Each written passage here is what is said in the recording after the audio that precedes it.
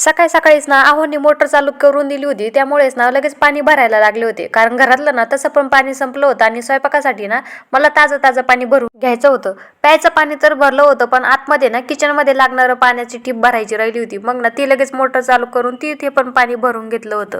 कसं ना एकदा पाणी भरलं की 2-4 दिवस ना आम्हाला हे पाणी जातं आणि सारखं सारखं आम्ही काही मोटर चालू करत नाही. मग सगळं ना पाणी भरून घेतलं बाहेर प्यायचं, आत स्वयंपाकासाठी. मग चला आता एवढं ताजं ताजं पाणी भरलंय म्हटल्यानंतर ना मस्त देवपूजा वगैरे करून घेते. आणि आज सुद्धा ना माझी एकदम छान अशी देवपूजा झाली होती. आता एवढ्यात ना माझे रोजच छान देव होते. मस्त मस्त ना असे बाहेरून फुलं वगैरे आणले होते आणि ते ना देवांना पण ठेवले होते. त्यानंतर ना आमच्या लाडूबाई पण उठल्या होत्या. मग त्यांना मस्त आंघोळ वगैरे घातली आणि तिचं आवरून दिले. त्यानंतर तिच्यासोबत थोडासा वेळ जर नाही घालवला ना तर तिचं दिवसभर ना मूड हापच असतो. त्यामुळे ना सकाळी थोडेसे लाड करावे लागतात. मग मात्र तिथून पुढे सुरुवात होते कामाला. आता तिला ना अंघोळ वगैरे करून दिली आणि तिला खूप भूक लागली होती. ती म्हटली, आई मला ना चिप्स तळून दे. आता बाहेरचं आणण्यापेक्षा म्हटलं चल तुला घरातच तळून देते.